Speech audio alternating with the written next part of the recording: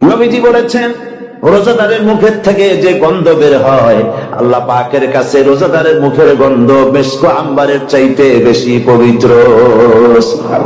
আপনার মুখের গন্ধটাও আল্লাহর কাছে পবিত্র।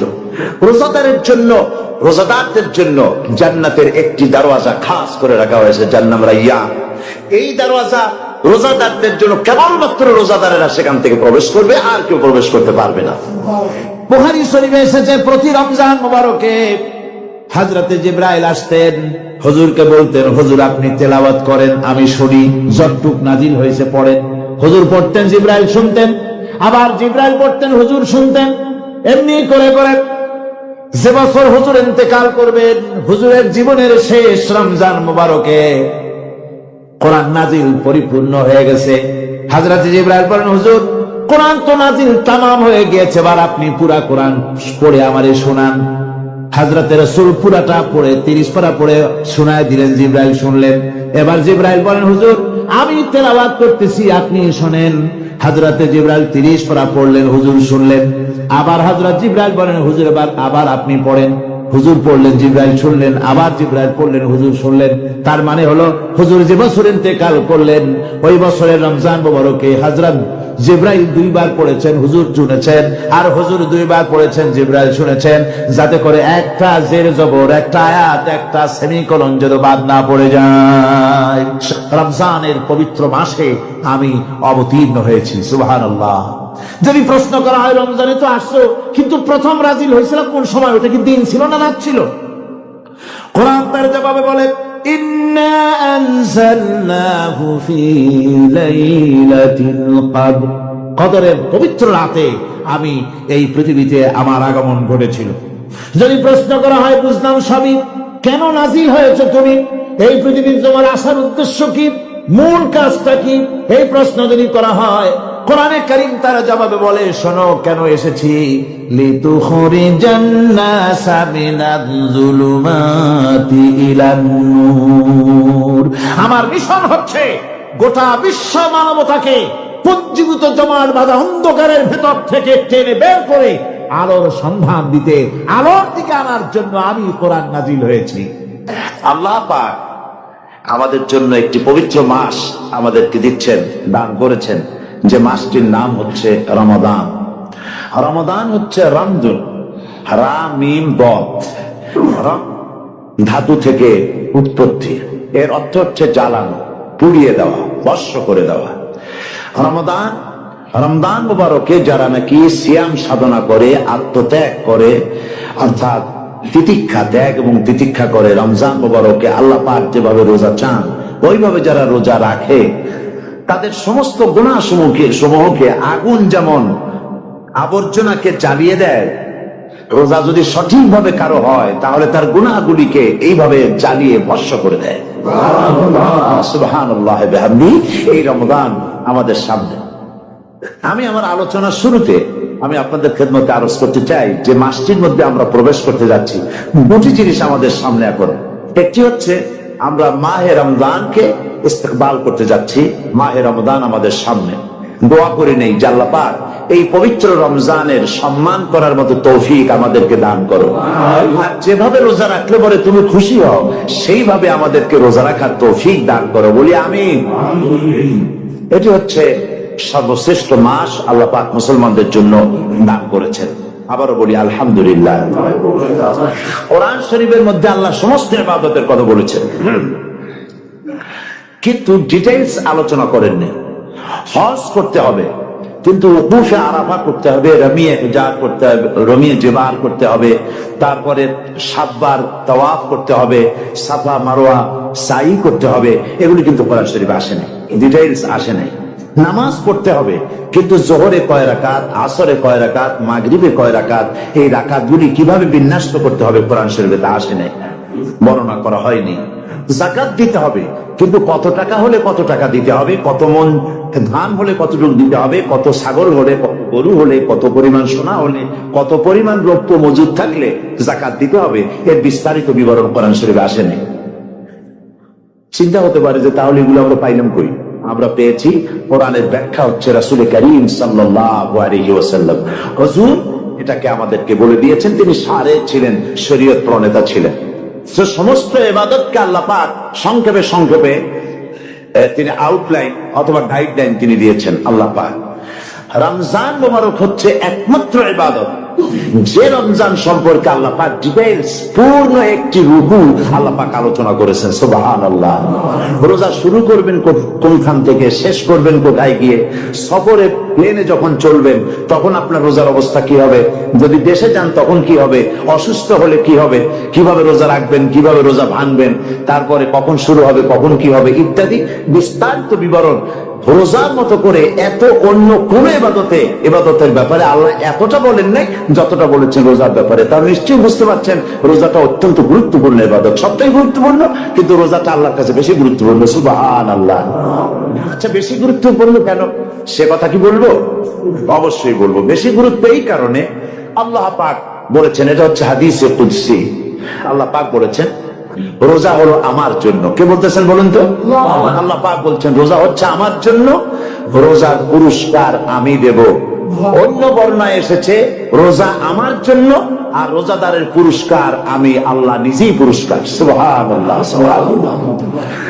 তাহলে প্রশ্ন আসে, আল্লাহ পাক বলছেন রোজা আমার জন্য, as-sawmuli, আল্লাহ তো এই কথা কোথাও বলেন না, az-zakatuli, as-salatuli, al-hajjuli।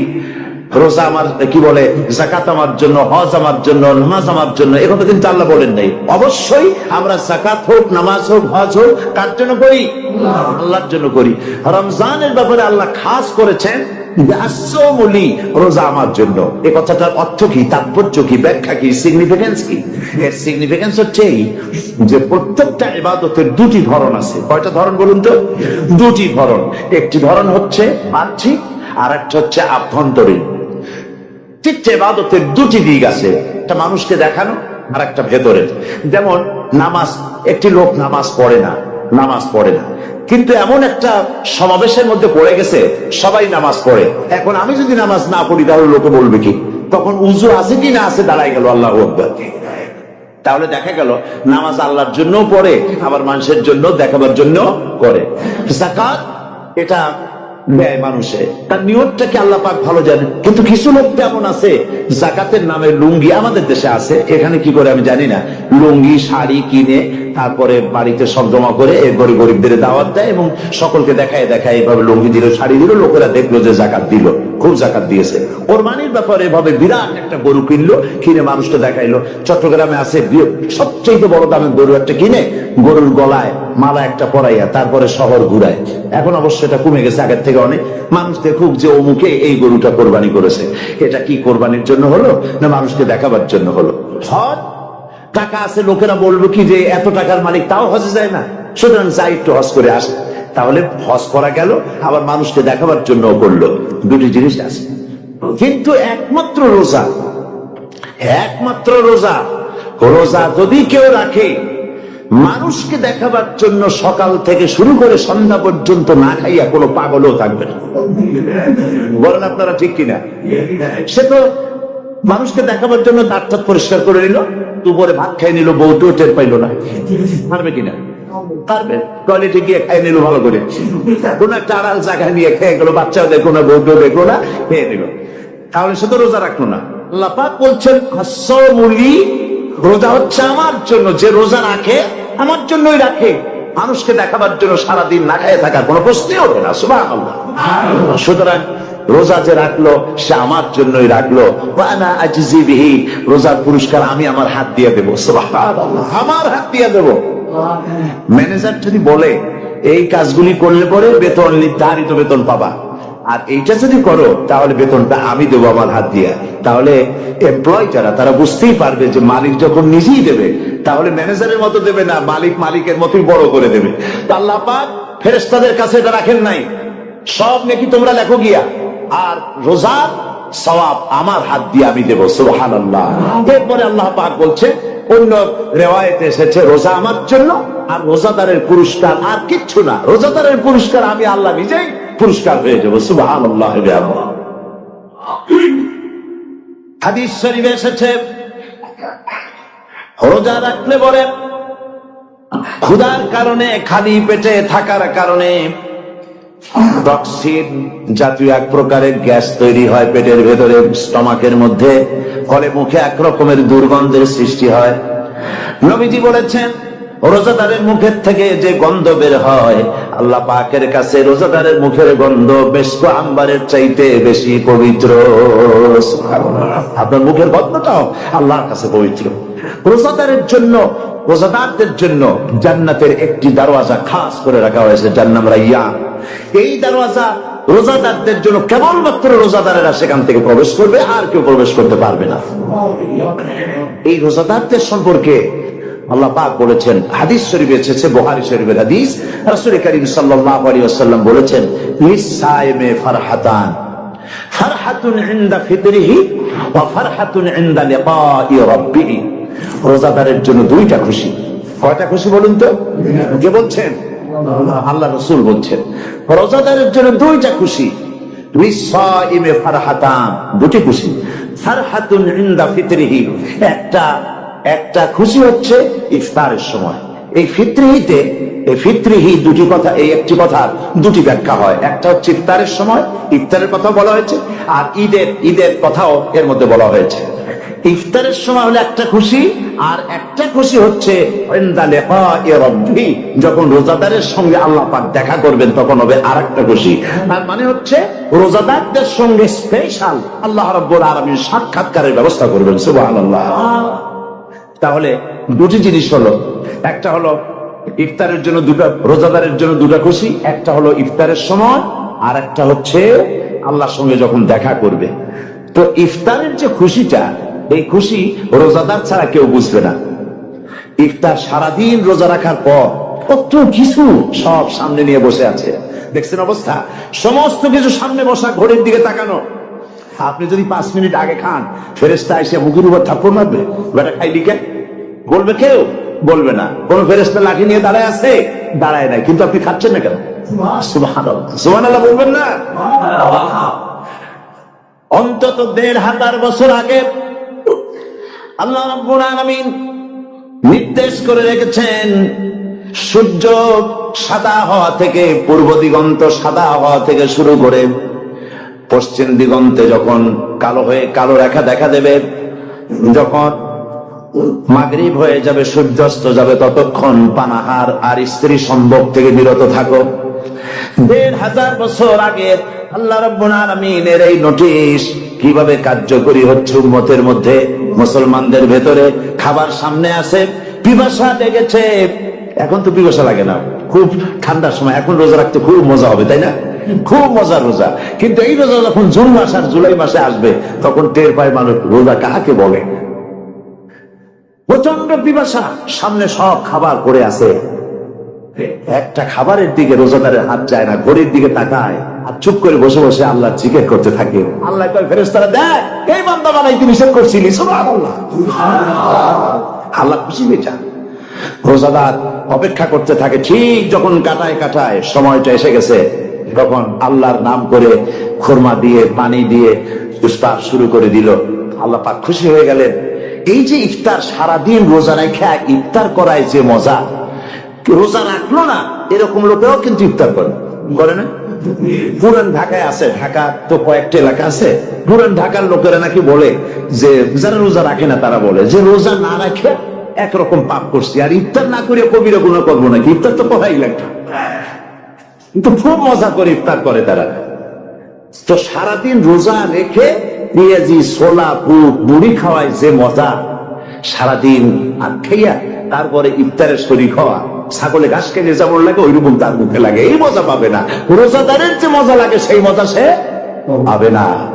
সারা মাস রোজা থাকার পর, আল্লাহর হুকুম মেনে সারা রাত রোজা রাখার পর, তারপরে ঈদের দিনে জামা কাপড় পরিষ্কার করে, শেরওয়ানি গায়ে লাগাইয়া, পাঞ্জাবি পরে, আতর মেখে, এরপরে ঈদের জামাতে যখন দাঁড়ায় যায়, সে যে মজা পায়, সারা মাস রোজা রেখে ঈদের জামাতে গিয়ে সে যে মজা পায়, যে রোজা রাখলো না, ঈদের দিনে খুব জামা, পাজামা, সেন্ট এগুলো মেখে থেকে প্রথম কাতারে গিয়ে দাঁড়ায় গেছে, ও সেই মজা পাবে না। ওর মনের মধ্যে একটা সোর ভাব থেকেই যায়। সে মনে মনে ভাবে এই জামাত আমার না, জোর করে আসছি, এখানে দাঁড়াবার যোগ্যতা আমার নাই, মনের মধ্যে সে একটা অপরাধী ফিল করে, সে ফিল করতে থাকে। সুতরাং রোজাদারের জন্য দুইটা খুশি, একটা হচ্ছে ইফতারের সময়, আর একটা খুশি হবে যখন আল্লাহ তাদেরকে দেখা দেবেন। সুবহানাল্লাহ। কি রোজা আল্লাহ পাক দান করেছেন। আচ্ছা, কি জন্য রোজা আমাদের দিলেন? এই জন্য দিয়েছেন যে একটা মাস পৃথিবীর মুসলমানরা না খেয়ে থাকুক দিনের বেলা, ওই না খেয়ে থাকা যে খাবারগুলি বাঁচবে এগুলি আল্লাহ অন্য কোন এলাকার মানুষদের খাওয়াবেন নাকি? এই জন্য করেছেন রোজা, এই জন্য করেননি। রোজার ফজিলত আল্লাহর নবী বলেছেন, রমজান মুবারকের এত ফজিলত, মানুষ যখন কোন ইবাদত করে আল্লাহ পাক সেই ইবাদতের নেক আমলের সওয়াব 10 থেকে শুরু করে 700 পর্যন্ত বাড়ায় দেন। 10 থেকে শুরু করে 700 বাড়ায় দেন, ইল্লা সাওম, রোজা ছাড়া। নবীজি বলেছেন, রমজান মুবারকে কেউ যদি একটি নফল কাজ আদায় করে, একটি নফল ইবাদত করে, অন্য মাসের একটি ফরজ আদায় করার সওয়াব আল্লাহ পাক নামায়ে আমলে দিয়ে দিবেন। রমজান মুবারকে কেউ যদি একটি ফরজ আদায় করে, অন্য মাসে 70টি ফরজ আদায় করার মতো সওয়াব আমল নামায়ে আল্লাহ দিয়ে দিবেন। সুবহানাল্লাহ। এই মাস আমাদের সামনে, আল্লাহু আকবার বলি, আল্লাহু আকবার বলি, আলহামদুলিল্লাহ। এই পবিত্র মাস আমাদের সামনে, এই মাসে এত সব নফল হয় ফরজের মতো, আর ফরজ হয় 70টা ফরজের মতো। এত সব কেন হইল? আমরা না খেয়ে থাকি সেই জন্য নাকি? বলতে পারেন কেন হল? একটি কারণ, শাহরু রমাদান আল্লাযী উনজিলা ফীহিল কুরআন। সুবহানাল্লাহ বলবেন না? এই রমজান মাস হচ্ছে সেই মাস যে মাসে আল্লাহ রাব্বুল আলামিন কোরআনে কারীমকে নাযিল করেছেন। এই মাসের মধ্যে একটি রাত আছে, খায়রুম মিন আলফি শাহর, যে রাতটি 1000 মাসের চাইতে বেশি গুরুত্বপূর্ণ আল্লাহর কাছে। সুবহানাল্লাহ। একটি রাত 1000 মাসের চাইতে গুরুত্বপূর্ণ। 1000 মাস ক্যালকুলেটর দিয়ে হিসাব করলে দেখা যায় যে 1000 মাসে 83 বছর 4 মাস হয়। তাহলে তার অর্থ কি? একটানা 83 বছর 4 মাস ইবাদত করলে যে সওয়াব হবে, এই রাত্রে ইবাদত করলে সেই সওয়াব হবে। হতে পারে, এরকম হতে পারে, কিন্তু ব্যাখ্যাটা হচ্ছে, আরবিতে আলফুন শব্দ দিয়ে 1000 বোঝানো হয় না। আরবিতে যখন আলফুন বলা হয় তাহলে বোঝা যায় সংখ্যাধিক্য, বিপুল সংখ্যা, হাজার হাজার, থাউজেন্ডস এন্ড থাউজেন্ডস। এইটাকে বোঝাবার জন্য আরবিতে ব্যবহার করা হয় আলফুন, হাজার হাজার। তাহলে আল্লাহ কি বোঝাতে চাচ্ছেন? আল্লাহ রাব্বুল আলামিন তিনি আয়াত দ্বারা বুঝাতে চান, এর ব্যাখ্যা হচ্ছে এই পৃথিবীর মানবতার কল্যাণের জন্য, এই পৃথিবীর মানুষের ভালাইয়ের জন্য, মঙ্গলের জন্য হাজার হাজার মাস ধরে এই পৃথিবীর মানুষের যে কল্যাণ হয় নাই, এই রমজান মুবারকে একটা রাত আছে যেই রাতে আল্লাহ রাব্বুল আলামিন মানবতার সেই কল্যাণ করেছেন। সেই কল্যাণ কি দিয়ে করেছে? শাহরু রমাদান আল্লাযী উনজিলা ফীহিল কুরআন, কুরআন নাযিল করে পৃথিবীর মানুষকে সেই কল্যাণ আল্লাহ দিয়েছেন। সুবহানাল্লাহ। বন্ধুগণ, কোরআন কি নিয়ামত আমাদের কাছে! সেই নিয়ামতকে আমরা চিনলাম না, আমরা বুঝতে পারলাম না কত বড় নিয়ামত আল্লাহ আমাদের দান করেছেন। এই কোরআন যেন আপনি শুনতে পারেন, পড়তে পারেন, বুঝতে পারেন, সেই জন্য আল্লাহ রাব্বুল আলামিন শরিয়াত কি সুন্দর ব্যবস্থা করেছে। কোরআন শোনার জন্য রমজান মুবারকে তারাবিহের নামাজের ব্যবস্থা করা হয়েছে। সুবহানাল্লাহ, সুবহানাল্লাহ। যারা সব সময় পড়তে পারেন না, কোরআন তেলাওয়াত জানেন না, অথবা সারা বছর এক খতম কোরআন শরীফ পড়া হয় না, শরিয়ত কি সুন্দর বিধান করলো যে আপনি যেন 30 পারা কোরআন শরীফ শুনতে পারেন। এই ব্যবস্থা তারাবিহের নামাজের মধ্যে শরিয়ত করে দিয়েছে। আলহামদুলিল্লাহ, আলহামদুলিল্লাহ। যাদের টাকা কড়ি আছে আমি তাদেরকে অনুরোধ করব, যদি পারেন তাহলে মেহেরবানি করে রমজান মুবারকে উমরা পালন করবেন। আমি উমরার নিয়ত করে এসেছি, ঢাকা থেকে উমরার নিয়ত করে এসেছি, আপনাদেরকে দেখে গেলাম। আর আমি এখান থেকে ডাইরেক্ট মদিনা মুনাওয়ারায় চলে যাব ইনশাআল্লাহ। লাইলাতুল কদর পর্যন্ত হারামাইনুস শরীফাইনে কাটাতে চাই, নিয়ত করেছি। আপনারা দোয়া করুন আল্লাহ যেন কবুল করেন। কি মজা যখন আপনি হারামাইনুস শরীফাইনে যখন তেলাওয়াত শুনবেন, আপনার কাছে মনে হবে যেন কোরআন শরীফ নাজিল হতেছে। সুবহানাল্লাহ। সেখানে তো নামাজের পরে হাত তুলে মোনাজাত করা হয় না, শুধুমাত্র রমজান মোবারকে বেতেরের নামাজের মধ্যে ইমাম সাহেব হাত তুলে মোনাজাত করেন। গত বছর রমজান মুবারকের লাইলাতুল কদরে আমি ছিলাম, গত কয়েক বছর ধরে আল্লাহ যাওয়ার তৌফিক দিয়েছেন দয়া করে। সেখানে লাইলাতুল কদরে পত্রিকাগুলি লিখেছে 30 লাখের উপরে লোক ছিল মক্কা শরীফের হারাম শরীফে, 30 লাখের উপরে। যখন তেলাওয়াত হচ্ছে, মোনাজাত করতেছেন ইমাম সাহেব কাঁপতেছেন, মোনাজাত করতেছেন, আর গোটা হারাম জুড়ে কান্নার রোল পড়ে গিয়েছে। কিভাবে কাঁদতেছে! সারাদিন মানুষ রোজা রেখে তারপরে ইফতার করতে যখন বসে, আমি সেই জান্নাতের কথা কেমনে আপনাদের বুঝাবো? রসগোল্লা কেমন লাগে বক্তৃতা দিয়ে 6 ঘন্টা বক্তৃতা দিয়েও বোঝানো যাবে না। যদি মুখের মধ্যে ঢুকাইতে পারি তাহলে বুঝবেন যে মজাটা কি। এটা তো আমি বুঝাইতে পারবো না কি মজাটা লাগে। সারাদিন রোজা রাখার পর সমস্ত লক্ষ লক্ষ মুসল্লিরা বসে আছে মক্কা শরীফে, কাবা শরীফ সামনে, এখানে বসে আছে। রোজাদারের সামনে আছে জামজামের পানি আর মদিনা মুনাওয়ারার খুরমা। আল্লাহর ঘর সামনে, জান্নাতের থেকে আর কাকে বলে? সুবহানাল্লাহ। আর মসজিদে নববীর ভিতরে মদিনার আকর্ষণ কাশাস আলাদা। মদিনা শরীফে আপনাকে যদি পাইয়া যায় কোন আরব, কোন মাদানী, আপনারা ছাড়বি না, আদর করে পাশে বসাবে। তোমারে আমি এই জিনিস খাওয়াবো, এইটা দিয়ে ইফতার করাবো, আমার কাছ দিয়ে তুমি উঠতেই পারবে না।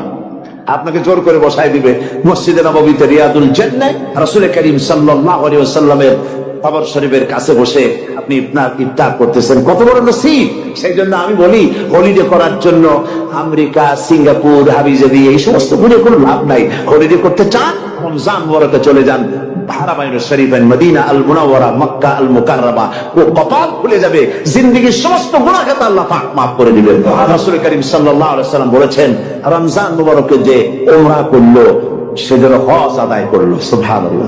অন্য রিওয়ায়াতে এসেছে, যে ব্যক্তি রমজান মুবারকে উমরা করলো সে যেন আমার সাথে হজ আদায় করলো। সুবহানাল্লাহ। তো বলতেছিলাম যে কোরআনে কারীম হচ্ছে একটি বিরাট নিয়ামত। এই নিয়ামত শোনানো হয় রমজান মুবারকে। আমি এবার এসে খুব খুশি হলাম এ কথা শুনে। ইস্ট লন্ডন মসজিদ তারা একটা ব্যবস্থা করেছে, সুন্দর একটা রেডিও তারা আবিষ্কার করেছে। না কি করছেন আপনারা? ট্রান্সমিটার তৈরি করেছেন। ওনারা ওখানে রেডিও বিক্রি করেন, আপনারা বহুটা খরচ করেছেন। তারা হাজার হাজার পাউন্ড খরচ করে টাওয়ার বানিয়েছেন এবং একটা ফ্রিকোয়েন্সি তারা নিজেরা নিয়েছেন। আর রেডিওগুলি 125 পাউন্ড করে ওনারা দিচ্ছেন খরচ হিসেবে। এটা যারা নিয়ে যায় ঘরের মধ্যে বসে তারাবিহের তেলাওয়াত তারা শুনতে পাবেন। মহিলারা অনেক সময় আসতে পারেন না, মহিলারা ঘরে বসে শুনতে পারবেন।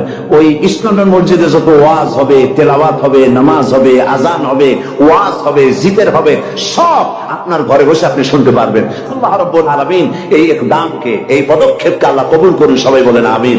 এবং প্রত্যেকের ঘরে ঘরে এই রেডিও পৌঁছে যাক, আমরা বলি আমিন। আল্লাহ যেন কবুল করেন। আপনি ঘরে বসে মসজিদের সমস্ত প্রোগ্রাম পেতে পারবেন। আর কি সুন্দর সেখানে তিনি তেলাওয়াত করেন, আজান দেন। আলহামদুলিল্লাহ, তার আজান শুনলে পরে তো মনে হয় যে আমি মক্কা শরীফে চলে গেছি, মদিনায় চলে গেছি। আর তেলাওয়াত কত সুন্দর, আলহামদুলিল্লাহ। আল্লাহ তার প্রতি রহম করুন, আমরা বলি আমিন। সুতরাং বলতেছিলাম যে পবিত্র রমজানুল মুবারক এটি কি জিনিসটা, কি জিনিসটা বোঝাবার জন্য আমি বলি, আপনার গাড়ির ইঞ্জিন যদি কোন রকমের অসুবিধা করে তাহলে গাড়ির ইঞ্জিনকে ওভারহোলিং করতে হয়, ইঞ্জিন ডাউন দিতে হয়। একবার যদি ইঞ্জিন ডাউন দিলেন, ওভারহোলিং করলে, তাহলে আপনার এই গাড়ি 5-6 বছরের জন্য আর হাত দিতে হবে না। এই কথাগুলি বুঝতে পারছেন কিনা? সারা জীবন, সারা মাস অন্যায় করার পরে, গুনাহ করার পরে মানুষের অন্তঃকরণে কালিমা লেগে যায়। আল্লাহ রাব্বুল আলামিন রমজান মুবারকের একটা ব্যবস্থা করেছেন, ইঞ্জিন ওভারহোলিং এর মতো, ইঞ্জিন ডাউন দেওয়ার মতো।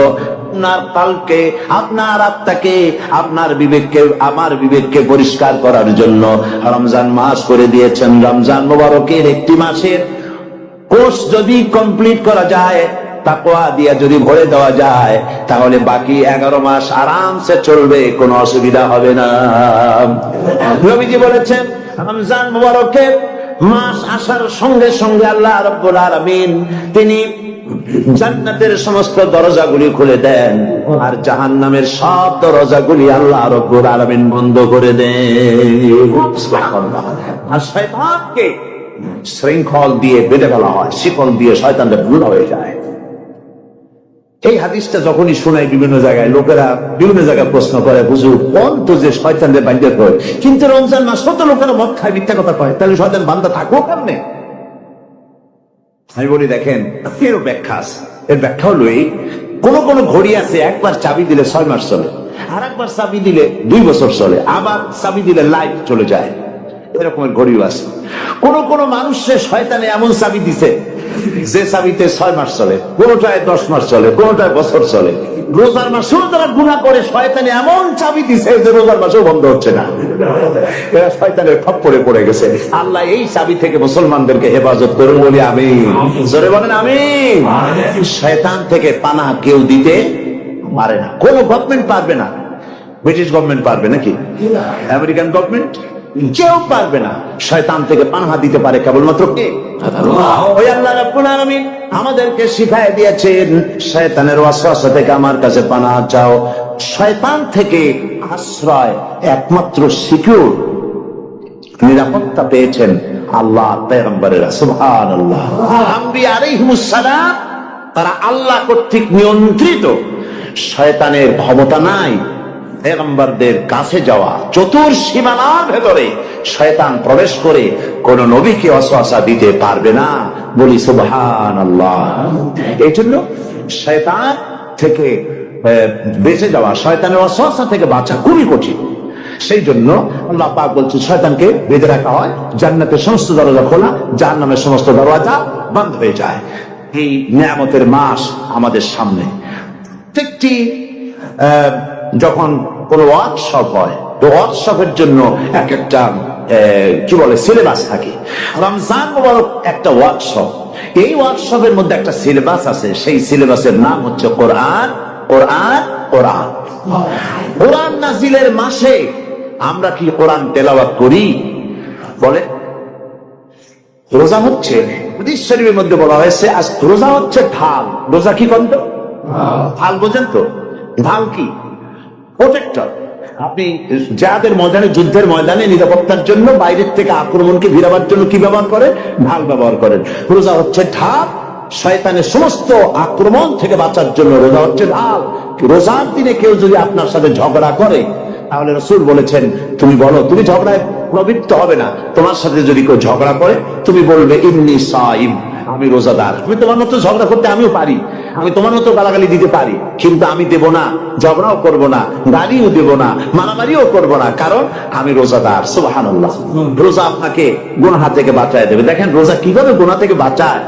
মিথ্যেবাদী, মিথ্যেবাদী সারাক্ষণ মিথ্যে কথা বলে, কিন্তু রোজার মাস আসছে, এখন মিথ্যাবাদী যারা তাদের ঘনিষ্ঠ লোকদের কাছে শুনেছি যে তারা বলে, যদি কোনো লোক দিনের বেলা এসে যায় আর এমন কথা, যে কথা বলতে গেলে মিথ্যা বলা ছাড়া উপায় নাই তার জন্য, সে তখন বলে ভাই তুমি তো অসময় আসছো, এখন আমি খুব ব্যস্ত, আই এম ভেরি বিজি, তুমি রাত্রে আসো।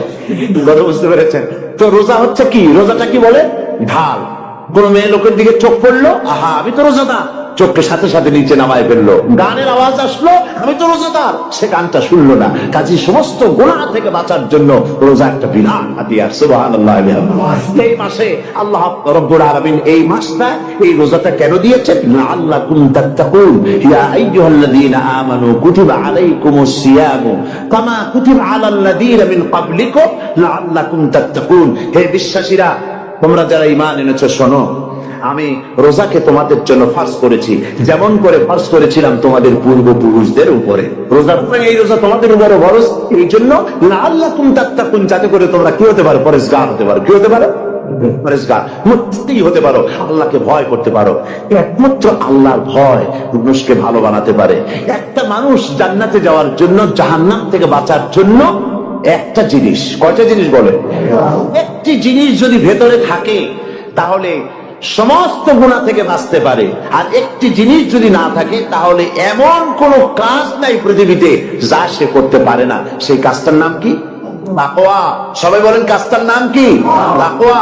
যদি ভেতরে আল্লাহ পাকের ভয় থাকে, রব্বুল আলামিন আমাকে দেখছেন, তিনি আমাকে শুনতেছেন, এই ভয় যদি অন্তঃকরণের ভিতরে থাকে, তাহলে এই লোকটি কোনো গুনাহের কাজ করতে পারবে না, মিথ্যা বলতে পারবে না, ওজনে কম দিতে পারবে না, খাদ্যে ভেজাল দিতে পারবে না, শয়তানি বদমাশি করতে পারবে না। আর যদি এই জিনিসটির অভাব থাকে, যদি তাকওয়া না থাকে, তাহলে সমস্ত অন্যায় কাজ সে করতে পারবে। এই জন্য আল্লাহ রাব্বুল আলামিন বলেন, রোজা এই জন্য দান করেছে যাতে করে রোজার মাস এই জন্য দিলাম তোমাদের ভিতরে তাকওয়ার সৃষ্টি হয়। এই ওয়াজ আমি আপনাদের সামনে অনেকবার করেছি। হযরত ওমর রাদিয়াল্লাহু তাআলা আনহু রাতের বেলায় ঘুরতে ঘুরতে দেখেন এক বাড়িতে আলো জ্বলছে, শেষ রাত। এই রাত্রে বাড়িতে আলো জ্বলে কেন? ভাবলেন কোন অসুখ বিসুখ হলো নাকি। তো উনি কাছে গেছেন, গিয়ে কান পেতে শুনতেছেন। বাড়ির মালিক বুড়ি তার যুবতী মেয়েকে ডেকে বলছে, মা ওঠো, তাড়াতাড়ি ওঠো। কেন? কয় যে সকাল তো হয়ে গেল, দুধ দই এনেছি, আমি দুধ এনে রাখছি, এখন তুমি পরিমাণ মতো সবটা পাত্রে পানি দিয়ে ভরে দাও, তাহলে ওজন বেশি হবে আর আমরা ভালো লাভ করতে পারবো। মেয়ে বলছে, মা তুমি বলো কি, এটা আমার দ্বারা সম্ভব না। কেন সম্ভব নয়? হযরত ওমর ফরমান জারি করেছেন, তিনি বলেছেন পানিতে দুধের মধ্যে পানি মিশাতে নিষেধ করেছেন। তাছাড়া রাসূল করিম সাল্লাল্লাহু আলাইহি ওয়াসাল্লাম খাদ্যদ্রব্যে ভেজাল দিতে নিষেধ করেছেন। কাজী হযরত ওমরের এই নির্দেশকে আমি অমান্য করতে পারবো না। মা বলছে, দেখো ওমর এখন তো ঘুমাইতেছে, এত রাত্রে তিনি কি এখানে আসছেন নাকি আমাদের এই কারবার দেখতে? দুই পানি মিশা উঠছে মতো। মেয়ে বলছে, মা হযরত ওমর ঘুমাতে পারেন, তার পুলিশেরা, তার গোয়েন্দা বিভাগের লোকেরা ঘুমাতে পারেন, হযরত ওমরের চোখকে ফাঁকি দেওয়া যাবে, হযরত ওমরের পুলিশকে ফাঁকি দেওয়া যেতে পারে, কিন্তু আল্লাহ রাব্বুল আলামিনের চোখকে ফাঁকি দেওয়া যাবে না। আমার পক্ষে সম্ভব নয়, আমি দুধে পানি মিশাতে পারবো না। হযরত ওমর রাদিয়াল্লাহু তাআলা চলে গেলেন, দিয়ে তার ছেলেকে ডেকে বললেন, ছেলে আমি তো এখন বুড়া হয়ে গেছি, আমার বিয়ের বয়স নাই, আমি একটা মেয়ের খোঁজ নিয়ে আসছি, যদি আমার বয়স থাকতো এই মেয়েটার আমি বিয়ে করতাম। সুবহানাল্লাহ, সুবহানাল্লাহ। তো এই মেয়েটা তুমি খোঁজ নাও, যদি বিয়ে না হয়ে থাকে তুমি প্রস্তাব দাও বিবাহের। কি সৌন্দর্য তিনি দেখলেন মেয়েটার মধ্যে, স্বাস্থ্য, রূপ, যৌবন, কি দেখলেন? তাকওয়া। জোরে বলেন না, কি দেখলেন? তাকওয়া। এই তাকওয়া তিনি দেখলেন। এই তাকওয়ার উপরে ভিত্তি করে আমিরুল মুমিনিন, অর্ধেকটা পৃথিবীর প্রেসিডেন্ট, খলিফাতুল মুসলিমিন, আমিরুল মুমিনিন হযরত ওমর তার ছেলের জন্য পুত্রবধূ করে তাকে ঘরে নিয়ে আসলেন। সুবহানাল্লাহ। ফায়দা কি হলো? ফায়দা এই হলো, এই মেয়ের গর্ভে যে মেয়ে হল, সেই মেয়ের গর্ভে ফারুকে সানি হযরত ওমর ইবনে আব্দুল আজিজ রাহমাতুল্লাহ আলাইহির মতো ফারুকে সানি আল্লাহ দান করে দিলেন। হযরত ওমর রাদিয়াল্লাহু তাআলা আনহু তিনি হযরত আব বিন উবাই রাদিয়াল্লাহু তাআলা আনহুকে জিজ্ঞেস করেছিলেন যে তাকওয়ার একটা ব্যাখ্যা আপনি কি আমাকে বলতে পারেন, তাকওয়ার ব্যাখ্যাটা কি? তিনি বলেন, হ্যাঁ পারি। কি ব্যাখ্যা? তিনি বলেন যে দেখুন, তাকওয়ার ব্যাখ্যা হচ্ছে এই যে সংকীর্ণ একটি রাস্তা, সরু ন্যারো একটা রোড, এই ন্যারো রোডে দুই দিকে আছে কাঁটাযুক্ত লতা পাতা, এই কাঁটাযুক্ত লতা পাতার মধ্য দিয়ে এই সরু রাস্তা দিয়ে আপনি যখন যাবেন তো কিভাবে যাবেন? হযরত ওমর বললেন, আমার জামা কাপড় এইভাবে খুব আটোসাটো করে আমরা যাব, যাতে করে গায়ের চামড়াও না ছেড়ে আমার জামাও যাতে না ছিঁড়ে যায়। হযরত কাব বিন উবাই রাদিয়াল্লাহু তাআলা আনহু বলছেন, এটার নামই হচ্ছে তাকওয়া। এটার নাম কি? তাকওয়া। এটার নাম হচ্ছে তাকওয়া। দুনিয়ার অসংখ্য পাপের ভেতর থেকে আপনি চলে যাবেন, পাপ যেন আপনাকে স্পর্শ করতে না পারে, এটার নাম তাকওয়া। বা পাপ যেন আপনাকে স্পর্শ না করে, আল্লাহ যেন পাপের থেকে আমাদের বাঁচান। আমরা বলি আমিন, সবাই বলেন আমিন। এটার নাম হচ্ছে তাকওয়া। আর তাকওয়া লম্বা জামায় তাকওয়া হয় না, লম্বা দাড়িতে তাকওয়া হয় না, পাগড়ি একটা বানলেই তাকওয়া হয় না। রাসূলুল্লাহ সাল্লাল্লাহু আলাইহি ওয়াসাল্লাম বলছেন তাকওয়া হা হুনা, হা হুনা, হা হুনা, তিনবার বলেছেন, বুকের দিকে দেখায় বলেছেন তাকওয়া হা হুনা। তাকওয়া হচ্ছে এখানে। এর অর্থ এই নয় যে আমি দাড়িকে আমি ছোট করে দেখছি, জামাকে ছোট করে দেখছি, তা নয়। কিন্তু বলছি যে তাকওয়াটা হচ্ছে অন্তরের ভেতরে, এই অন্তরের ভেতর থেকেই এটার বহিঃপ্রকাশ হতে হবে আপনার কথায়, আপনার গলায়, আপনার ওঠায়, আপনার বসায়, আপনার চালচলনে, আপনার বিয়ে শাদীতে, আপনার ব্যবসা বাণিজ্যের সর্বত্র তাকওয়ার ছাপ প্রদর্শিত হতে হবে, তাহলেই আমার মধ্যে তাকওয়া এসেছে বলে প্রমাণ হবে। আর এটাই আল্লাহ পাক চান, রমজান মুবারকে তোমাদের মধ্যে তাকওয়া সৃষ্টি হোক। রোজা সম্পর্কে এই কথাগুলি আমি বলে নিলাম। প্রথম 10 দিন শুধু রহমত নাজিল হবে, দ্বিতীয় 10 দিনে আল্লাহ পাক শুধু মাফ করতে থাকবেন, আর তৃতীয় 10 দিনে আল্লাহ পাক জাহান্নাম থেকে মুক্ত করে দিবেন। সুবহানাল্লাহ। রমজান হচ্ছে নেকি কামাইয়ের বসন্তকাল। আপনারা যেন খবরদার মিস করবেন না, খবরদার। এই মাসটা পুরোপুরি কাজে লাগাবার জন্য মায়েরা, আমার মায়েরা, বোনেরা, মেহেরবানি করে এই মাসটা কাজে লাগাবেন। গীবত গাইবেন না, রাগারাগি করবেন না, ঝগড়াঝাটি করবেন না, মিথ্যা কথা বলবেন না, তেলাওয়াত, জিকির, আজগার। আর পুরুষেরাও এই জিকির আজগারের মধ্যে, মানুষকে ভালো কাজের আদেশ করার মধ্যে যা আজকে আল্লাহ আমার দিয়ে বলাইলেন, এই কাজগুলি আমি এবং আপনারা সবাই যেন আমল করতে পারি, আল্লাহ তৌফিক দান করুন। আপনারা এই মোনাজাতের পরে যে যে এলাকায় গিয়ে জামাতে এশার নামাজটা আদায় করবেন, এখানে নামাজের কোনো ব্যবস্থা করা যায় নাই বলে আমরা দুঃখ প্রকাশ করছি। পাশে যেখানে মসজিদ পান, জামাতে এশার নামাজটা খবরদার আদায় করে নেবেন, নামাজ ছেড়ে দেবেন না। 5 ওয়াক্ত নামাজ শরীফভাবে আদায় করবেন। আর মদের ব্যবসা যাদের আছে, মদের ব্যবসা ছেড়ে দেবেন। আর মদের চাকরি যারা করেন, সেখান থেকে চাকরি উঠাইয়া কোনো ভালো জায়গায় চাকরি করার জন্য চেষ্টা করবেন। জেনা, ব্যভিচার, নাচ, গান ইত্যাদি, তাস, পাশা, জুয়া, অন্যায় কাজে যাব না। আল্লাহ যেন কবুল করেন, বলেন আমি। তওবা করে খাঁটি মুসলমান হইতে হবে। আমরা কতদিন বাঁচবো জানি না, আল্লাহ পাক যেন আমাদেরকে ঈমানের সাথে রাখেন। যাদের মুখে দাড়ি নাই, আল্লাহ পাক তাদের মুখে দাড়ি লাগায় দিক, বলি আমিন। আপনারা চেষ্টা করেন রসুলের সুন্নতটা আমল করার জন্য। যেহেতু আমরা মারা যাবো, চিরদিন বাঁচবো না, আল্লাহ রসুলের কাছে কেমনে আমরা আমাদের চেহারা দেখাবো? জামায়, দাড়িতে, টুপিতে, পর্দায়, মেয়ে লোকদের পর্দা করার মধ্যে, সবটার মধ্যে রাসূলুল্লাহর সুন্নত যেন আমরা আমল করতে পারি। আল্লাহ যেন তৌফিক দেন। হুজুর বলেছেন, হুজুর তো কোন কলেজে পড়েন না, কি বলেন? কলেজে পড়েছেন? কোন কলেজে মাদ্রাসায় পড়াশোনা করেন নাই, অথচ আল্লাহ নবী বলেছেন ইন্নামা বুইস্তু মুআল্লিমান, আমি শিক্ষক হিসাবে দুনিয়ার বুকে প্রেরিত হয়েছি। লেখাপড়া কোথাও করেন নাই, অথচ হুজুর বলছেন আমি শিক্ষক। অর্থাৎ গোটা পৃথিবীর সর্বকালে সর্বযুগের মহান শিক্ষক হচ্ছেন মুহাম্মদ রাসূলুল্লাহ সাল্লাল্লাহু আলাইহি ওয়াসাল্লাম। শিক্ষা তার মধ্যে পরিপূর্ণ ছিল, আল্লাহ তাকে শিখিয়েছেন, সব কথা তিনি বলেছেন, জ্ঞানের কোনো অভাব তার কাছে ছিল না। তবে হ্যাঁ, অনেকে বলে যে মুহাম্মদ সাল্লাল্লাহু আলাইহি ওয়াসাল্লাম হচ্ছেন সেই পুরানা মধ্যযুগীয় ব্যাপার স্যাপার। ওই মধ্যযুগীয় কোনো কথা আজকের যুগে চলতে পারে না, এটা হলো জ্ঞান বিজ্ঞানের যুগ। আমরা কিছু মঙ্গল গ্রহে যাব করতেছি, চাঁদ দখল করে ফেলেছি সেই কবে, চাঁদে পতাকা উড়ায় ফেলেছি, বাড়িঘর বানাবার জন্য ইট, সিমেন্ট, রড সবকিছু পাঠাবার ব্যবস্থা হচ্ছে চাঁদে। আর মঙ্গল গ্রহে তো আমরা যাব করছি। মুহাম্মদ সাল্লাল্লাহু আলাইহি ওয়াসাল্লাম কি চাঁদে নেমেছেন কখনো? এগুলি বেকুবদের প্রশ্ন। কাদের প্রশ্ন? বেকুবদের প্রশ্ন। আর মিয়া, তোমার বিজ্ঞান তো গেছে শুধু চাঁদে। চাঁদ কদ্দূর? মাত্র 2,32,000 মাইল দূরে। তো পৃথিবী থেকে মাত্র 2,32,000 মাইল দূরে চাঁদ। সেই চাঁদে অবতরণ করে বলছে মুহাম্মদ সাল্লাল্লাহু আলাইহি ওয়াসাল্লাম কি চাঁদে গেছে? আরে বেকুব, 2,32,000 মাইল দূরের চাঁদ নয়, 9,30,00,000 মাইল দূরের সূর্য নয়, কোটি সহস্র কোটি মাইল দূরের গ্যালাক্সি নয়, মিল্কি ওয়ে নয়, সমস্ত তারকারাজি, গ্রহ পুঞ্জ সব কিছুকে পেরিয়ে গিয়ে 7 আকাশ ফুড়ে মুহাম্মদ সাল্লাল্লাহু আলাইহি সাল্লাম আরশে আজিম ভ্রমণ করেছেন, যা পৃথিবীর কোন বিজ্ঞানের পক্ষে সম্ভব নয়। সুতরাং মুহাম্মদ সাল্লাল্লাহু আলাইহি সাল্লাম সর্বকালের, সর্বযুগের, সব ব্যাপারে শ্রেষ্ঠ মহান ব্যক্তিত্ব। এরপরে আল্লাহ রাব্বুল আলামিন বলছেন, আমি তোমাদের নারী এবং পুরুষের জোড়া পয়দা করেছি।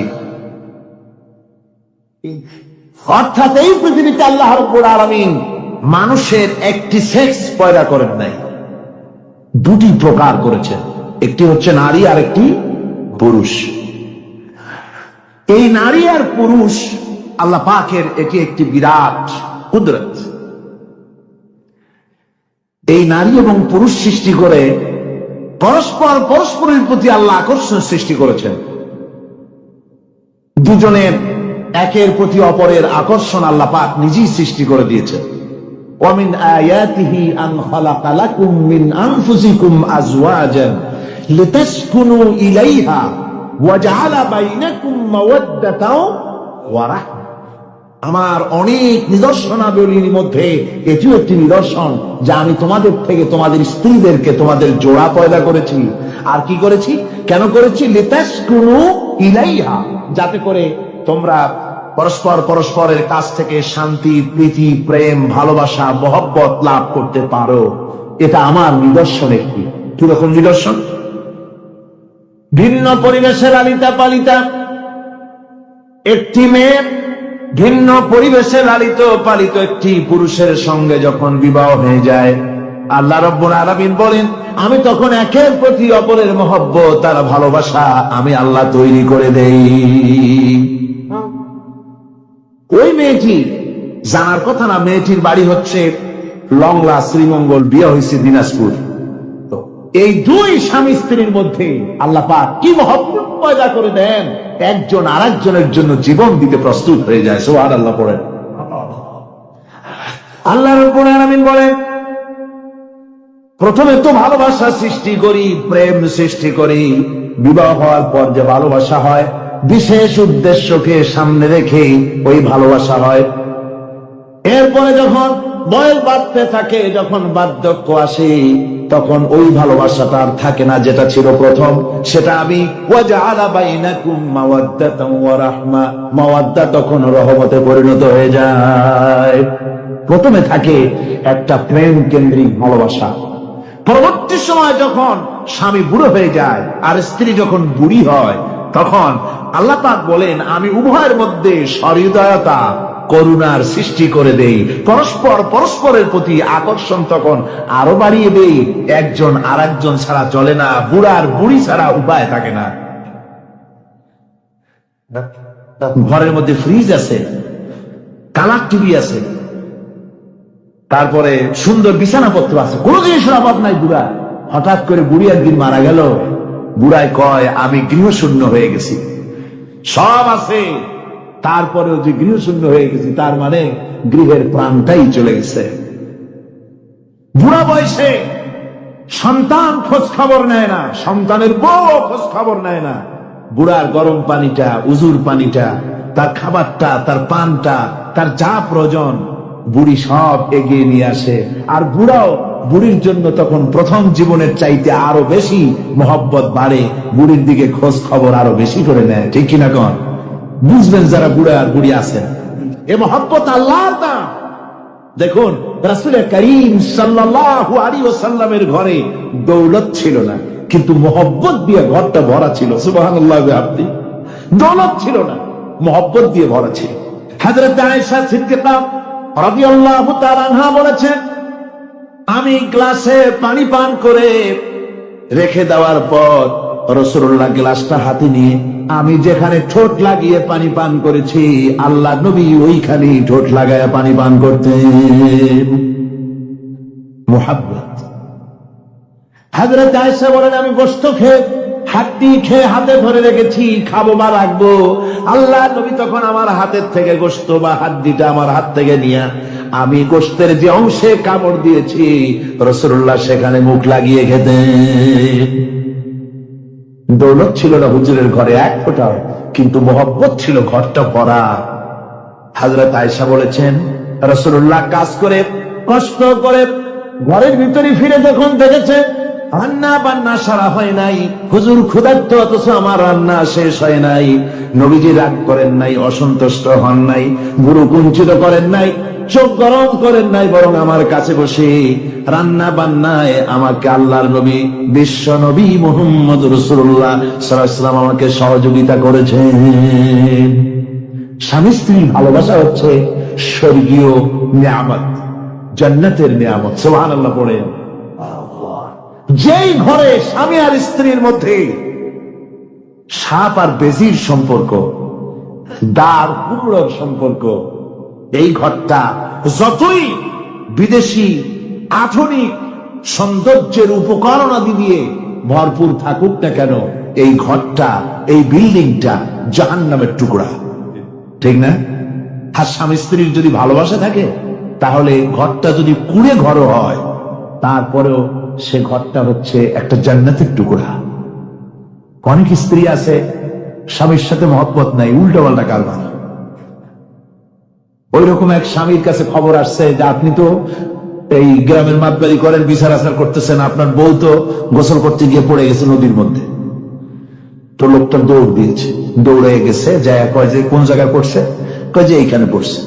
লোকটা তখন জোয়ারের পানি যাচ্ছিল এইদিকে, লোকটা দৌড় দিছে উল্টা দিকে। লোকেরা কয় যে মিয়া তোমার বউ পড়েছে এইখান থেকে জোয়ারের পানি এদিকে যায়, তুমি উল্টা দৌড়াও কেন? মাতবার বলছে যে দেখো এটা হচ্ছে আমাদের ইন্টারনাল অ্যাফেয়ার্স, এটা বুঝবা না। এই স্ত্রী সারাটি জীবন আমার উল্টা চলেছে। আমি যদি বলেছি 100, সে বলেছে 335। আমি যদি বলেছি এখন দিনের 12টা, সে বলেছে এখন রাত 3:35। সম্পূর্ণ উল্টা সারা জীবন যে চলেছে। সে যে নদীতে পড়ে জোয়ারে গেছে আমি তা বিশ্বাস করি না, উল্টাই গেছে। এই রকমের এক শ্রেণী আছে, স্বামী উল্টা থাকে, স্ত্রী উল্টা থাকে, এরকমও হবে। সুতরাং স্বামী এবং স্ত্রীর মধ্যে মহব্বত আর ভালোবাসা এটি মাবুদের একটি বিরাট নেয়ামত। অন্যের স্ত্রীর দিকে তাকালে কাম ভরে, খারাপ নজরে তাকালে জেনার গুনাহ হবে। হাত দিয়া ধরলে কাম ভাবে জেনার গুনাহ হবে। কিন্তু কোন স্বামী যদি তার স্ত্রীর দিকে প্রেম ভরে ভালোবাসা ভরে তাকায়, আর স্ত্রীর হাতকে প্রেম আর ভালোবাসার সাথে যদি স্ত্রীর হস্ত ধারণ করে, কিতাবে এসেছে স্বামী এবং স্ত্রীর উভয়ের সগীরা গুনাহ আল্লাহ রাব্বুল আলামিন মাফ করে দেন। আল্লাহ পাক বলছেন আমি তোমাদের থেকে তোমাদের জোড়া, তোমাদের স্ত্রীদেরকে পয়দা করেছি এবং পরস্পর পরস্পরের প্রতি ভালোবাসা এবং মহব্বত সৃষ্টি করে দিয়েছি। সেই ইসলাম নারীকে, নারীর অধিকার ক্ষুণ্ণ করেছে, বলে না? বলে কিনা বলেন? আমাদের দেশে এই জন্য নারী পক্ষ, নারী সমাজ, নারী আন্দোলন পরিষদ, তারপরে এরকম অনেক আন্দোলন তারা বানিয়েছে। আর পত্র পত্রিকায় নানান রকমের ইসলাম সম্পর্কে তারা লিখছে। একটা পত্রিকা আজকে সকালে আমাকে একজন দিল, তার মধ্যে লিখেছে, হাদিসের বরাত দিয়েছে, তার মধ্যে লিখছে যে রাসূলুল্লাহ বলেছেন পৃথিবীর সব কিছু হচ্ছে ভোগের সামগ্রী, সেই ভোগের মধ্যে উত্তম ভোগের সামগ্রী হচ্ছে নারী। নাউজুবিল্লাহি মিন যালিক, এমন কথা রাসূলুল্লাহ বলেননি। হাদিসের নাম দিয়া তারপরে হুজুর যা বলেন নাই সেই সব কথা বলে বলে নারীদেরকে ইসলামের প্রতি বিতশ্রদ্ধ করাবার জন্য চেষ্টা চালানো হচ্ছে। অথচ নারীদের ব্যাপারে মুহাম্মদ সাল্লাল্লাহু আলাইহি ওয়াসাল্লাম সবচাইতে উত্তম কথা বলেছেন। এত সুন্দর কথা পৃথিবীতে আর কেউ বলে না, আর কেউ বলে না। নারী আজ অধঃপাতিতা, নির্যাতিতা। এই নির্যাতন থেকে, অধঃপতন থেকে নারীকে কে রক্ষা করতে পারে? ইসলাম। জোরে বলেন, কে পারে? কেবলমাত্র ইসলাম পারে, আর কেউ পারে না। নারী যখন তাদেরকে মেয়ে হয়েছে শোনা মাত্র তার বাপ তাকে মাটির নিচে পুঁতে রাখত, আছাড় মেরে মেরে ফেলে দিত, যখন তাদেরকে কবর দিয়ে দিত জীবিত অবস্থায়, সেই সময় রাসূলুল্লাহ এসে নারীদের সম্মান দিলেন, মর্যাদা দিলেন। রাসূলুল্লাহ বললেন আমার কাছে 3টা জিনিস প্রিয়, একটি হচ্ছে নামাজ, একটি হচ্ছে সুগন্ধি, আর একটা হচ্ছে স্ত্রী। নারীর যখন কোনো মর্যাদা নাই তখন নারীর মর্যাদা হুজুর দিলেন। যখন কন্যা সন্তান হওয়া আভিজাত্যের বিপরীত, কন্যা সন্তান হওয়া পুরুষের জন্য একটা অপমানকর। এখন আমাদের সমাজও আছে, স্ত্রী গর্ভবতী হয়েছে, বন্ধুদের কাছে বলে ফেলেছে আগেই, সন্তান হয়ে গেছে কিন্তু কোনো খোঁজ খবর নাই। বন্ধুরা একদিন হঠাৎ জিজ্ঞেস করে তোমার স্ত্রী গর্ভবতী হয়েছে, তারপরে তা তো অনেক দিনের কথা, কি হইল তা তো বললে না। কয় যে আশা তো করছিলাম হবে ছেলে, কিন্তু হয়েছে মেয়ে, সেই জন্য আর টেলিফোন করা, খবর দেওয়া জরুরত বোধ করিনি। আছে না এমন? আচ্ছা, আবার বারবার মেয়ে হয় বলে আমাদের দেশে তালাকের ঘটনা পর্যন্ত আছে। বারবার মেয়ে হয়, ছেলে হয় না মোটেও, তালাক দিয়ে দেয়।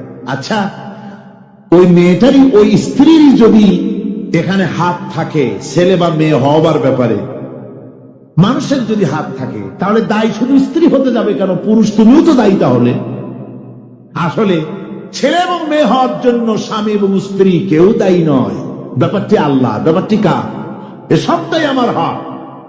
সুতরাং রাসূলুল্লাহ সাল্লাল্লাহু আলাইহি ওয়াসাল্লাম বলেছেন খবরদার মেয়েদের বাপকে, মেয়ের বাপকে গালি দিও না। বারবার মেয়ে হয় বলে অনেকে মেয়ের বাপকে গালি দেয়, তাচ্ছিল্য করে, টিটকারি করে। হুজুর বলেছেন মেয়ের বাপকে বিদ্রুপ করো না, গালি দিও না, যেহেতু আমি মুহাম্মদ সাল্লাল্লাহু আলাইহি ওয়াসাল্লাম মেয়েদের বাপ।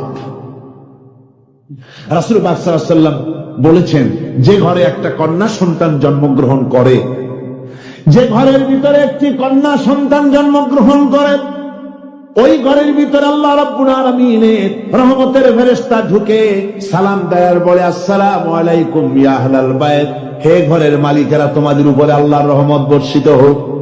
রহমতের ফেরেশতারা ঘরের ভিতরে প্রবেশ করে কন্যা সন্তানটির মাথার উপরে হাত বুলায় আর বলতে থাকি, এই দুর্বল দেহ একটি দুর্বল দেহের ভেতর থেকে বেরিয়ে এসেছে, এই কন্যা সন্তানটিকে যে লালন পালন করবে আল্লাহ রাব্বুল আলামিন তাকে শান্তিতে রাখবেন। রাসূল পাক সাল্লাল্লাহু আলাইহি ওয়াসাল্লামের কাছে একজন এসে বলছে, ইয়া রাসূলুল্লাহ, আমার এক মেয়ে। হুজুর কয়, তোমার এক বেহেশত। আর একজন লোক কয়, হুজুর আমার দুই মেয়ে। কয়, তোমার দুই বেহেশত। এরকম হাদিস আছে নাকি যে একজন বললো আমার এক ছেলে আর হুজুর বলছে তোমার এক বেহেশত? আছে এমন? সুতরাং মেয়েকে কি মর্যাদা দিয়েছে ইসলাম। রাসূলুল্লাহ বললেন, যার তিনটি মেয়ে আছে আর ওই তিনটি মেয়েকে আদব শিক্ষা দিয়েছে, তারবিয়াত শিক্ষা দিয়েছে, দ্বীন শিক্ষা দিয়েছে, স্নেহ করে স্নেহ দিয়ে লালন পালন করেছে, তারপরে সৎ পাত্রস্থ করেছে, ওই মেয়ের লালন পালনকারী মাতা পিতা আর আমি মুহাম্মদ সাল্লাল্লাহু আলাইহি ওয়াসাল্লাম কিয়ামতের দিন একই জান্নাতে পাশাপাশি অবস্থান করব। মেয়ের ব্যাপারে রাসূলুল্লাহ এত কথা বলেছেন, নারীদের ব্যাপারে এত কথা বলেছেন। হুজুর বলেছেন, তোমরা যখন সফরে যাবে, সফর থেকে আসার সময় আমরা অনেকে হাদিয়া তোবা নিয়ে আসি। আল্লাহর নবী বলেছেন, বাইরের থেকে, সফর থেকে, বাজার থেকে হাদিয়া তোবা ঘরের জন্য জানবে, এনে যখন তোমরা তা দেওয়া শুরু করবে, সর্বপ্রথম মেয়ে থেকে দেওয়া শুরু করবে। মেয়েকে আগে দাও। হুজুর সাল্লাল্লাহু আলাইহি ওয়াসাল্লাম তার কলিজার টুকরা মেয়ে ফাতেমাকে মহব্বত করতেন, এত মহব্বত করতেন, কোন দিকে যাওয়ার আগে সকলের সঙ্গে দেখা করে শেষে দেখা করতেন হযরত ফাতেমার সঙ্গে। আবার সফর থেকে ফিরে এসে সর্বপ্রথম তিনি দেখা করতেন হযরত ফাতেমা রাদিয়াল্লাহু তাআলা আনহার সঙ্গে। একবার হযরত আলী এবং হযরত ফাতেমার মধ্যে মনোমালিন্য হলো, হুজুরের মুখটা মলিন হয়ে গেল, রাসূল পাকের মুখ মলিন হয়ে গেল। হুজুর সাল্লাল্লাহু আলাইহি ওয়াসাল্লাম ঘরের মধ্যে প্রবেশ করলেন, হযরত আলীর ঘরে হযরত ফাতেমা এবং আলীকে এক জায়গায় বসালেন। কিছুক্ষণ পর হুজুর বেরিয়ে এলেন, হুজুরের মুখে হাসি। সাহাবা ইকরাম বললেন, হুজুর একটু আগে আপনার মুখ মলিন দেখেছি, এখন খুব উৎফুল্ল মনে হচ্ছে। হুজুর বলছেন, আমি তাদের মধ্যে মনোমালিন্যটা দূর করে দিয়ে এসেছি। ফাতেমা আমার কলিজার টুকরা, যে ফাতেমাকে ব্যথা দেয় সে আমি মুহাম্মদ সাল্লাল্লাহু আলাইহি ওয়াসাল্লামকে ব্যথা দেয়। রাসূল পাক সাল্লাল্লাহু আলাইহি ওয়াসাল্লাম কন্যাদেরকে এভাবে মর্যাদার কথা বলেছেন। হযরত আয়েশা বলেছেন, আমি যখন ঘরে কাজ করতেছি, হুজুর বাইরের থেকে এসে দেখেছেন আমার রান্না করতে দেরি আছে, খাবার দাবার এখনো রেডি হয় নাই, হুজুর ক্ষুধার্ত, কিন্তু হুজুর ভুরু কুঞ্চিত করেননি, হুজুর বিরক্ত হননি, হুজুর আমাকে গালমন্দ করেননি, আমার কাছে বসে তিনি আমার রান্নার সহযোগিতা করেছেন। ভাইরা আমার, হযরতে আয়েশা সিদ্দিকা রাদিয়াল্লাহু তাআলা আনহা বয়সে কম ছিলেন অন্যদের চাইতে। বিশ্বনবী সমস্ত রাজকার্য, রাষ্ট্রীয় কার্য, নবুয়তের দায়িত্ব পালন করে স্ত্রীর হক আদায় করতে ভুলে যাননি। আধো আধো জ্যোৎস্না প্লাবিত রাত রাসূলুল্লাহ হযরত আয়েশাকে বলছেন, চলো আমরা একটু পায়চারি করে আসি বাইরের থেকে। ঘুরতে ঘুরতে হুজুর বলছেন, দেখো তো ওই যে দূরে দেখা যায় একটা জিনিস, চলো আমরা দৌড় দেই, দেখি কে আগে ওই জায়গায় পৌঁছতে পারে। দুজনে মিলে দৌড় দিলেন। হযরত আয়েশা বললেন, আমি হুজুরকে পেছনে ফেলে দ্রুত গতিতে আমি দৌড়ে লক্ষ্যবস্তুর কাছে চলে গেলাম। হুজুর সাল্লাল্লাহু আলাইহি ওয়াসাল্লাম যখন ধীরে সুস্থে আমার কাছে এলেন, আমি বললাম, দেখছেন আপনি কিন্তু আমার সাথে দৌড়াতে পারেন নাই। আবার একদিন রাসূলুল্লাহ দৌড় প্রতিযোগিতার ব্যবস্থা করলেন, দৌড় দিলাম। হযরত আয়েশা বলছেন, সেই সময়ের তুলনায় আমার শরীর কিছুটা স্থূল এবং ভারী হয়ে গেছে, আমি দৌড়াইয়া পারলাম না, আমি পেছনে পড়ে গেলাম। হুজুর আমার আগে চলে গেলেন লক্ষ্যবস্তুর কাছে। আমি হাঁপাতে হাঁপাতে যখন রাসূলের কাছে চলে গেছি, রাসূল পাক মুস্কি হেসে আমাকে বললেন, আয়েশা, ওই সেই দিনের প্রতিশোধ আজকে নিলাম। সুবহানাল্লাহ বিহামদি, সেদিনের জবাব আজকে দিয়ে দিলাম। স্বামী স্ত্রীর দাম্পত্য জীবনের এই দৃশ্য কতখানি উপভোগ্য, সুবহানাল্লাহ ওয়া বিহামদিহি। এই জন্য স্বামী স্ত্রীর ভিতরে যে মুহাব্বত, এটা বেহেশতি অবদান, এটা জান্নাতের অবদান, এটা আল্লাহর নিয়ামত। এটা কি ধরে ঘর? আল্লাহর নিয়ামত। এই নিয়ামত যে ঘরের মধ্যে আছে সে ঘরটা বেহেশত। সে ঘরটা কি? বেহেশত। রাসূল পাক সাল্লাল্লাহু আলাইহি ওয়াসাল্লাম নারী পুরুষের সমান অধিকার দিয়েছে। ভালোবাসা এবং মহব্বত থাকতে হবে। একে অপরের উপরে বাজিমাত করার প্রতিযোগিতা থাকা উচিত নয়। স্বামী হয়েছেন বলে তিনি একেবারে নওয়াব নসরুল্লাহ খান হয়ে যাবে তা না। আবার স্ত্রী স্বামীকে গোলাম হিসাবে ব্যবহার করবে তাও না। ভালোবাসা, শ্রদ্ধা, পারস্পরিক মহব্বত হিসেবে মর্যাদা সমান রাখা হয়েছে। কিন্তু মাঝে মধ্যে দেখা যায়, কিছু অভিযোগ পাওয়া যায়, স্ত্রীরা এমনও করে স্বামীকে একেবারে গোলামদের মতোই রাখে। এই রকমের এক শ্রেণীর আছে। সমান অধিকারের চিন্তা নিয়ে স্বামী নির্যাতনের কোনো প্রশ্নই ওঠে না। রাসূলুল্লাহ আবার মর্যাদা পুরুষের এক ধাপ বাড়ায় দিয়েছেন। আল্লাহর নবী বলেছেন, এই পৃথিবীতে মানুষকে যদি আমি মানুষের সামনে সেজদা করার জন্য যদি অর্ডার করতাম, তাহলে দুনিয়ার সমস্ত নারীদেরকে অর্ডার করতাম তার স্বামীকে সেজদা করার জন্য। কিন্তু অধিকার সমান, সমান অধিকার দেওয়া হয়েছে। ইসলাম নারীর অধিকার দিয়েছে, স্বামী স্ত্রীর মহব্বত এবং ভালোবাসা সৃষ্টি করে দিয়েছেন। এটা আল্লাহর নিয়ামত। আমার বন্ধুগণ, আজকে আমার সমাজে বলা হচ্ছে নারীদেরকে ঠকাইছে ইসলাম। বলে কি দিয়ে ঠকানো হলো? বলে ইসলাম ঠকিয়েছে একটা ছেলে সমান দুইটা মেয়ে। একটা ছেলেতে যা পাবে দুইটা মেয়েতে তাই পায়, এই জন্য মেয়েকে ঠকানো হয়েছে। অবসরপ্রাপ্ত, নাম নেব না আমি। তা আমরা এটা শোনার পরে বললাম যে বাংলাদেশ পৃথিবীর দ্বিতীয় বৃহত্তম মুসলিম দেশ, এই দেশের সুপ্রিম কোর্টের চিফ জাস্টিস হয়ে কোরআন সম্পর্কে জ্ঞান এত নগণ্য, এত কম, এত পুর। তার জ্ঞানের এই বহর দেখে আমাদের শুধু করুণাই হয়। কোরআনে কারীমের এক জায়গায় তিনি দেখেছেন এক ছেলে সমান দুই মেয়ে, কিন্তু মেয়েকে যে আরো অনেক জায়গা থেকে দেওয়া হয় তা কি লক্ষ্য করো নাই? ছেলে তো এক জায়গায় পিতার কাছ থেকে বোনের ডাবল পেল, বোনের তুলনায় বেশি পেল এক জায়গায়, কিন্তু বোনকে মেয়েকে অনেক জায়গা থেকে আল্লাহ দেওয়ার ব্যবস্থা করেছেন। এই মেয়ে লোকটি পিতার কাছ থেকে পাবে, স্বামীর কাছ থেকে পাবে, ছেলের কাছ থেকে পাবে, ভাইয়ের কাছ থেকে পাবে, মায়ের কাছ থেকে পাবে। 5 জায়গা থেকে পাওয়ার ব্যবস্থা আল্লাহ তাকে করে দিয়েছেন। জোরে বলেন সুবহানাল্লাহ। 5 জায়গা থেকে তার পাওয়ার ব্যবস্থা আছে। এক জায়গায় একটু ছেলেকে বেশি দিয়েছে, দেখেই তার চোখ কাড়া হয়ে গেছে। নারীকে ইসলাম সবচাইতে বেশি অধিকার দিয়ে তাকে প্রতিষ্ঠিত করেছে। সবচাইতে বেশি অধিকার তার, সব জায়গায় তাকে প্রতিষ্ঠিত করা হয়েছে। নারীদেরকে মহারণা দেওয়া ফরজ করে দেওয়া হয়েছে। নামাজ রোজা যেমন ফরজ, মহারণা দেওয়া তেমন কি?